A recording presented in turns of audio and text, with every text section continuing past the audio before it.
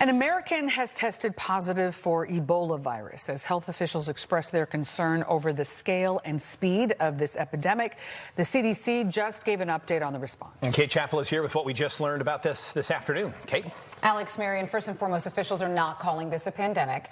The CDC reassuring in that phone briefing this afternoon that the risk to the United States is still very low. However, health officials are really concerned about the rapid spread there in Central Africa.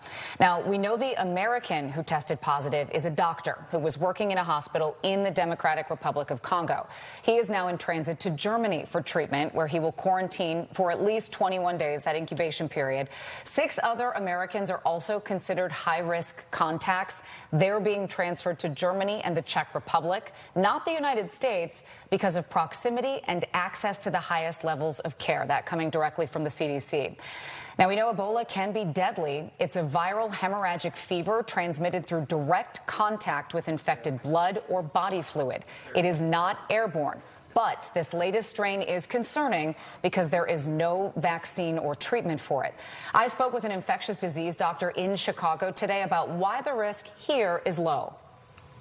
There isn't a reason to be that concerned at that level. This is very different from other kind of pandemic level outbreaks such as COVID-19. This is a disease that isn't as transmissible as a respiratory virus. This is a disease that requires a lot of close contact, typically living with the person or cleaning the person or taking care of the person.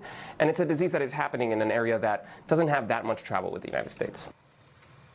So here's what we know about the outbreak in Congo and Uganda. At least 131 people are believed to have died, 531 suspected to have been infected so far.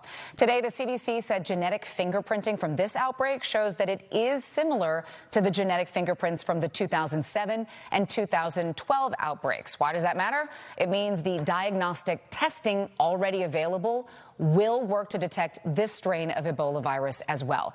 Now, the State Department is strongly urging Americans not to travel to Congo, South Sudan, or Uganda right now. And for the next 30 days, the U.S. will not let in people without a U.S. passport who were in those countries over the last 3 weeks. But something that's complicating this is the World Cup is coming up. Congo has a team playing in Houston. So what are the special precautions, if there are any, that are going to be in place to keep people healthy? That question on a lot of minds, of course. The CDC was asked that in the briefing today, and they wouldn't say what specifically is being done, only that they are actively working with FIFA to ensure the team and Americans are safe. Of course, they reiterated the diagnostic testing they have that I just mentioned will work to detect this strain as well. As of now, it appears the team is still going to travel. I asked FIFA directly as well, and they said that the same response as the CDC. They're all working in coordination to ensure everyone's safe. Okay. First match about a month away or so we'll see. They're set to arrive here on June 11th with that first match, I think, around June 17th for Congo. Thanks. Thank you, Kate. Good information.